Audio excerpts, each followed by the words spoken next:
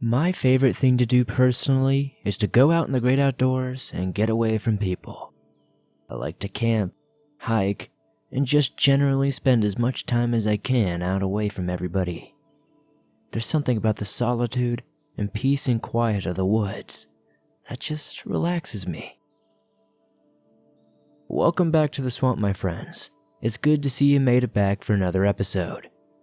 Today we're once again going to be sharing some allegedly true and creepy stories sent in by viewers just like you, who had some camping experiences that weren't so great. If you have a story that you would like to share in a future video, whether it's a camping story or something else, be sure to submit it at swampdweller.net or the email you can find in the description down below. Now, without further ado, let's get into these creepy, allegedly true camping stories that'll freak you out tonight.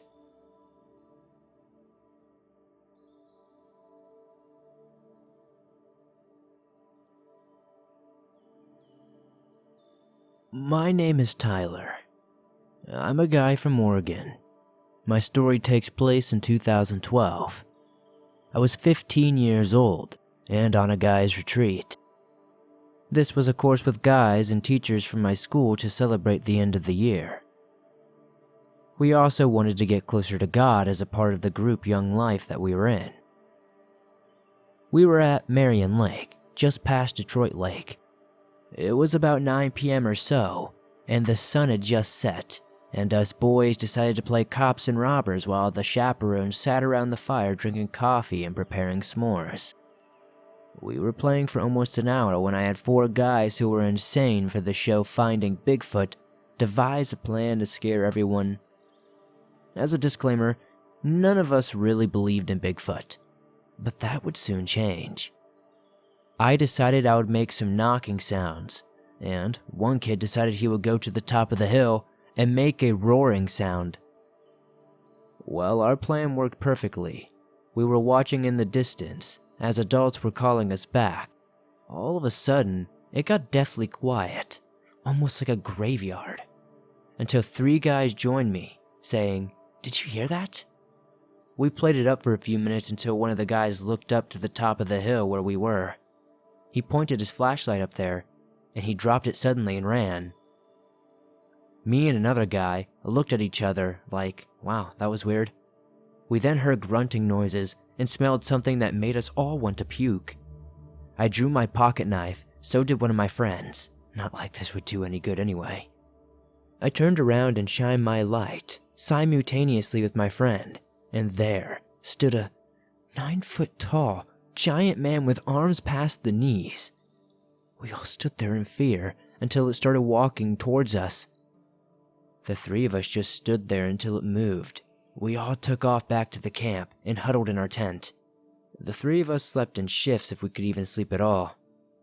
At about 5 a.m. if I had to guess, we snuck back over to where we thought we saw the thing. We saw 6 sets of footprints. We never went back and never said a word to anyone. This is the first time I've told the story to anyone, and I apologize for the spelling errors and mispunctuation.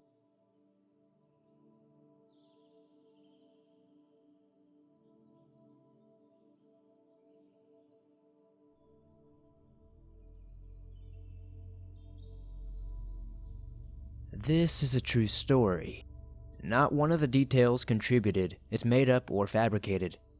It may not sound strange to you considering the crazy stories you're used to, but I believe mine is of the extraterrestrial variety. It was terrifying, and I have never been so scared in my entire life. So, in this contribution, I'll go by the name Jim. I'm very excited to share this true story with you. Thank you for the opportunity to do so. A couple of years ago, out on a mini weekend vacation, me and my very level-headed girlfriend, Vanna, were about to encounter one of the strangest occurrences we have ever had, and we haven't been able to explain it since, nor had anything like this happen to us before, or after the incident. In the summer of 2018, I and my girlfriend loved to go exploring the mountains and streams of eastern Tennessee and western North Carolina. It was our escape from the world, being both nature lovers. We loved the freedom of the forest and spent many a night in the car or camping away from civilization and never had anything scary happen to us. It is safe to note that after this happening, we cut out wilderness outings to almost zero compared to every single weekend. Not how it was before. We were, and still are, freaked out, you guys. It happened to us very late one night around 3 or 4 in the morning. We live in the Smoky Mountains and decided to take an overnight joyride over the mountain somewhere on Blue Ridge Parkway. We pulled off at every overlook just to have a look around. No traffic and no lights up there that night. My girlfriend and I are super in love and never thought anything would terrify us or ruin our beautiful getaway as badly as it did that night. At one pull off, we got out and were looking at stars together. As we were looking at the night sky, every star was visible and burning brightly. We were in such a moment of peace, with no traffic or anybody around for miles, just us in the dark night sky. When all of a sudden, the stars were moving, if that makes sense. Like, they started moving in different directions. Just as a disclosure, we were not on drugs and we have not been drinking. The stars started moving in all directions for both of us. The feeling was not one of fear, but one of great peace as we stared at them floating around the sky. It was beautiful, for the lack of a better term. We watched a few seconds until a sound from the forest down the ridge broke out the peaceful silence. It sounded robotic and sort of alien, like a kind of robot sound, if you know what I'm saying. This would be the same sound we would hear multiple times. We didn't look at each other. We didn't signal each other. Just ran like hell as fast as we could and jumped in the car. I even cut my arm on the rain visor jumping into the car as fast as I did. We knew we had to get away. Far away. But the beauty turning into terror was just the beginning. We were alone, flooring it off the mountain, driving towards a town when we saw headlights behind us. It was a company van of some kind. Neither of us remember the writing on the side of the van. We got into town and stopped, so did the van. We saw the outline of a man in the van, and he followed us. Intuitively, I stopped to see if he would stop, and sure enough, he did. He would stop and pretend to work in his van. We took off to finally realize that we lost him. After driving for a while and sure he was far behind us, we hit the interstate making sure he wasn't behind us once more. At the next rest stop, we decided to stop to refresh ourselves and regain our composure. Neither of us really saying anything except, "What the heck was that?" When from the other direction comes the same van, with the same man at the wheel, which was impossible, unless two twins were driving the same truck from each of our directions, which is very unlikely, almost impossible odds. It was the same guy. He glanced at us, obviously trying to pretend he wasn't following us. I jumped out the car and yelled and demanded an explanation, but an overwhelming fear enveloped me. I love being a tough guy in front of my girl, but I had a seeking feeling that we would be better off if we ran, so we did. At this point, we were freaked out and drove to the next Walmart and stayed the night in the parking lot there, camping out in the car. We wanted to be where there was light and other people. We did not see any more duplicated vans or stars moving or any robotic alien voices from then on. But something was trying to take us, and we got away. Thank you for hearing our story, and to this day we have no idea what the stars were doing, what prey, the sound, the stars, the duplicated van man were. I cannot say to this day, but we both get chills from the events and have drastically, sadly decreased our joy of going out in the middle of the night a lot more. Whatever made that sound, whatever the hell that was, and why they were duplicated van drivers following us, just boggles my mind. We told our immediate families only, and they just say, "Well, that's strange, huh?" It is so unlike us to make up stories. We are sure it is extraterrestrial. We were not drunk or high. We just got lucky, I think. We saw something terrifying. The stars showed themselves to us. spoke to us, stalked us. If they wanted to, they could have taken us, and no one would have ever known. We were incredibly lucky. If anybody has any idea what we saw, I would love to know.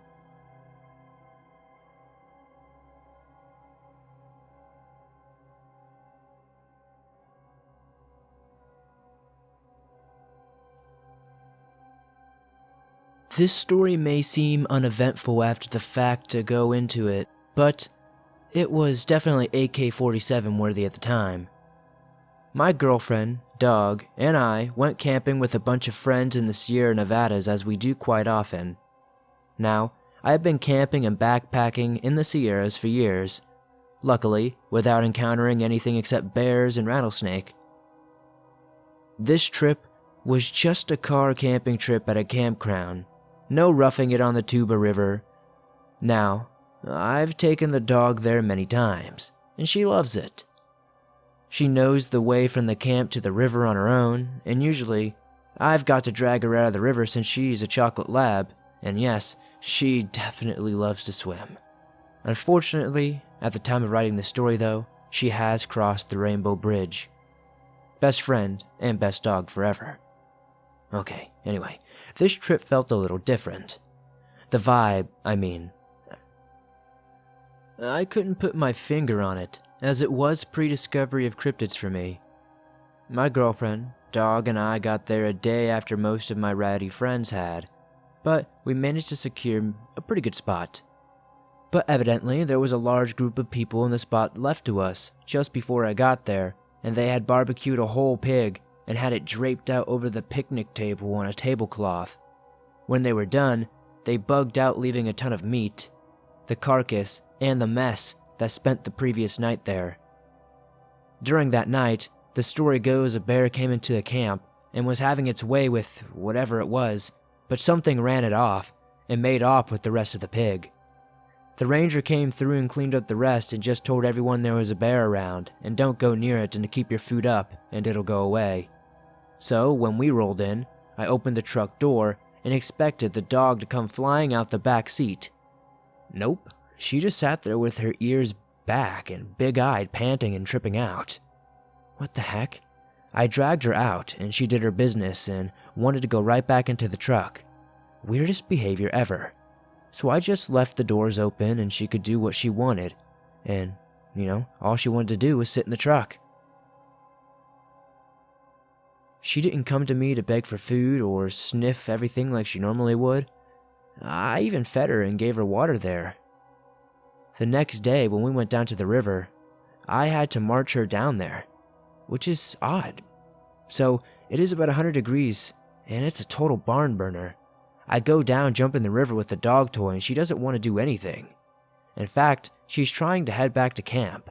Well, I know she is totally overheated, so I grab her and we went in.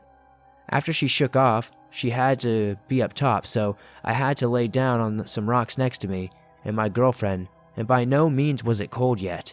She was panting and shaking almost uncontrollably. So, out of concern, my girlfriend and I took the dog back to camp, where she went straight back to the truck. She was uneasy the entire time, and we could not figure it out. But when we went to bed in the tent that night, we were woken by a dog panting and pawing at us. Something was at the tent door. That's when my girlfriend said, "What is that?" Then I heard what sounded like a bipedal something coming towards the tent. Now you hear these stories and think, how could you really tell if it was on 2 or 4 legs? You can simply tell by the cadence of the walk. The campsite had a level spot for the most part. On the other side of it though, there was a steep hill. You would have to climb up to that to get into our camp. So it would definitely be a lot easier to tell if something was on 2 legs or 4 legs coming up it. My girlfriend's tripping and the dog is tripping. Now I'm thinking, there's no way that it's a bear. If it was a bear, it would have taken an easier path. And this thing was on 2 legs, and about probably 25 to 30 yards out away from us. I snapped a mag into my AK and racked the bolt as loud as the gun could and unsnapped the safety. whatever it was stopped. I could hear a little bit of the leaves rustling, but that was it. I sat there for a half hour waiting to hear it leave, and I never heard a thing. About that time, I got the courage to look outside, thinking it was still there, but there was nothing. And that's when my dog finally calmed down, for the first time since we got there, and actually laid down and went to sleep with the old lady. I don't know what the freak was coming up the hill that night, and I did not need to go looking either. The next morning, we packed up and got out of there, and soon, we were on the road and my dog was back to normal, with no anxious behavior and just totally being fine. I'm sorry if this was uneventful, with no Sasquatch sightings or anything like that, but I'm totally okay with that. Please keep my name anonymous. I still live in California, and I'll be damned if I give up my AK or go camping without it.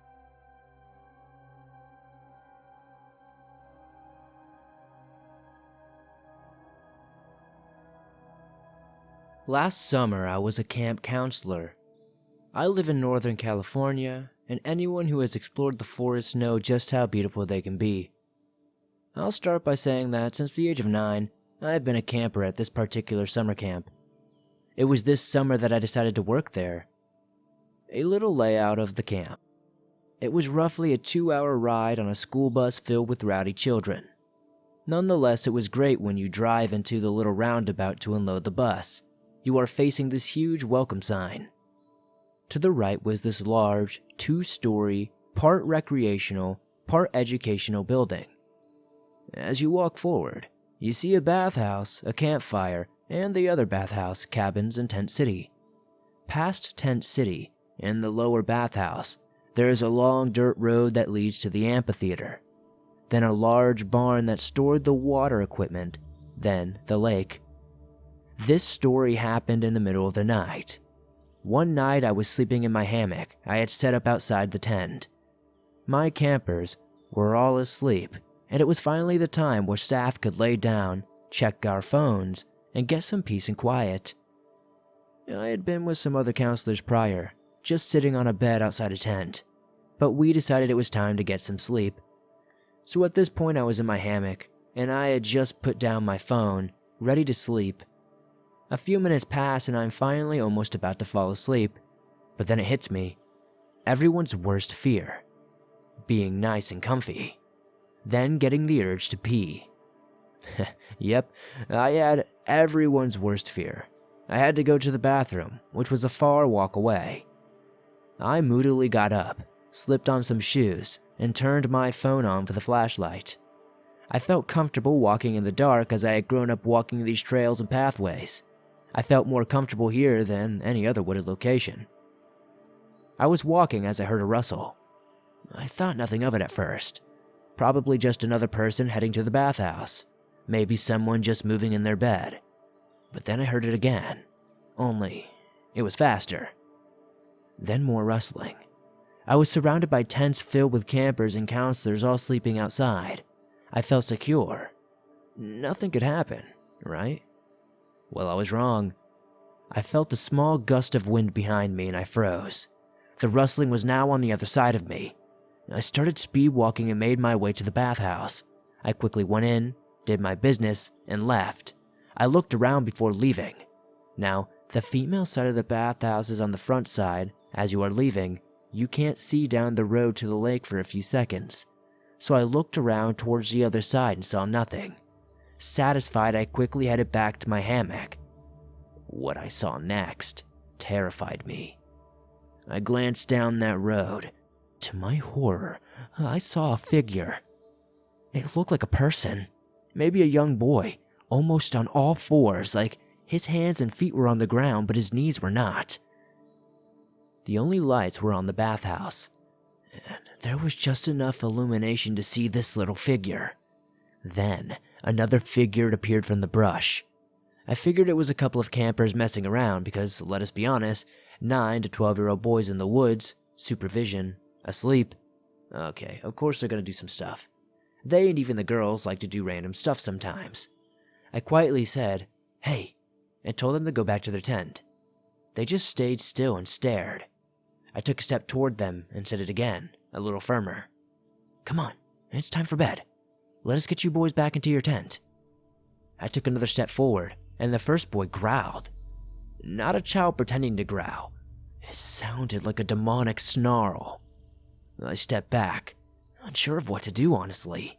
I do not know why I did not do this earlier, but I shined my phone light and what I saw scared me. These were not campers. Both creatures, or whatever they were wearing shredded clothing, and their skin was dirty, and in a way, looked as if it was burned. Maybe it was just the lighting, but I swear their eyes were practically non-existent. It almost looked as if they were just sockets, no eyes at all. They stayed still and had fallen silent. The closest tent to me was occupied by my boyfriend at the time. We will call him Jacob. I whispered his name, not taking my eyes off these creatures. I said it again a little louder, and out of nowhere, these little things took off, running in some sort of bear crawl. They disappeared down the road, and I quickly walked back to my tent. I got in my sleeping bag, on my hammock, and pulled it up over my face. I stayed there and waited until the morning to come. Whatever was in those woods, whatever the actual hell those things were, I've never seen them ever again, and I've never seen them before this incident. And I hope I never see them again, period.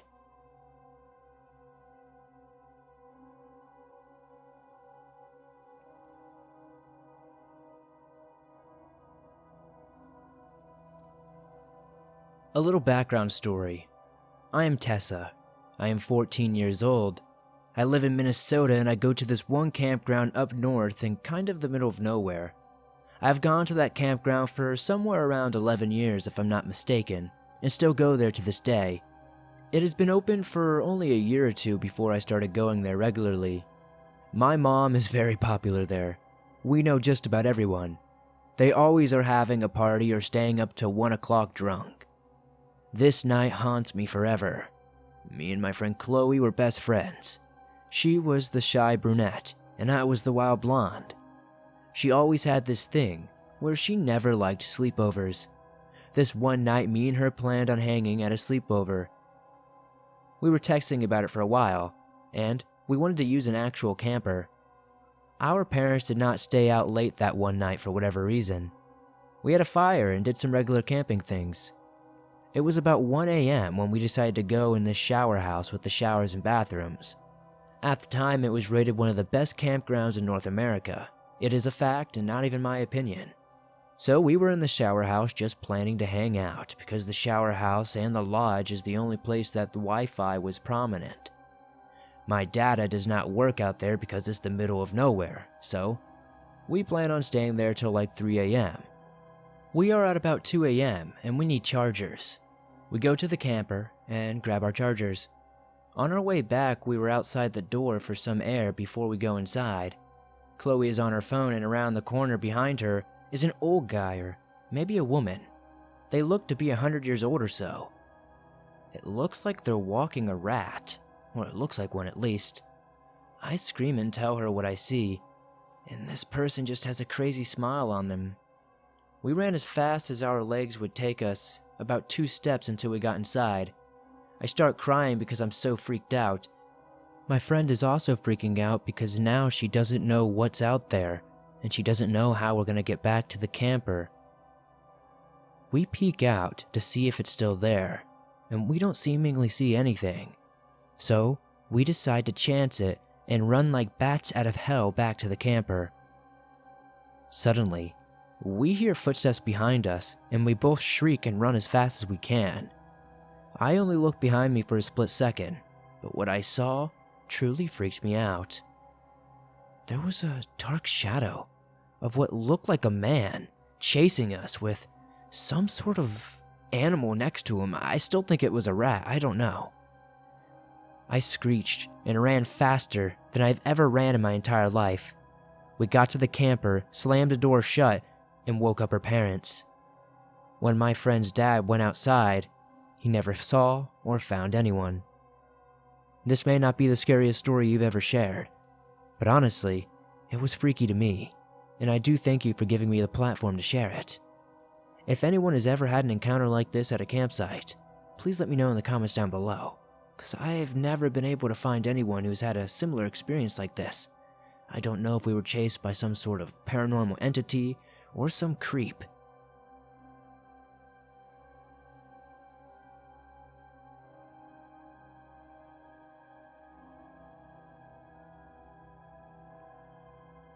Thanks for listening to these creepy and allegedly true camping horror stories sent in by viewers just like you. If you have a story that you would like to share in a future video, whether it's a camping story or something completely different, be sure to submit that story at swampdweller.net or the email you can find in the description down below. I'd be delighted to share your story with everyone here in the swamp. It's stories like yours that help keep this show going on a daily basis. If you enjoyed these stories, please hit that like button. The more likes this video gets, the more YouTube promotes it in the algorithm, and that really helps me out a lot. If you're new to the swamp, why not join us? Hit that subscribe button and be sure to turn on notifications to never miss a new video, as I upload them almost every single day, and all things natural and supernatural. If you're on the go and you don't have YouTube Premium, you can download and bring your favorite Swamp Dweller scary stories with you everywhere you go. You can do that on iTunes, Spotify, Stitcher Radio, iHeartRadio, and just about everywhere else you find your favorite podcast online. The best part of it is it's absolutely free. If you want to support the swamp outside of hitting that like button and subscribing, maybe consider checking out the merch store. I have all kinds of cool stuff from face masks, to hoodies, to shirts, to mugs, and I even have exclusive Halloween designs out right now. Thank you guys, as always, for all the amazing support you give the swamp. We're on our way to 200,000 swamp-dwelling creatures. I couldn't do this on a daily basis without you guys. I'll see you all soon with another creepy video.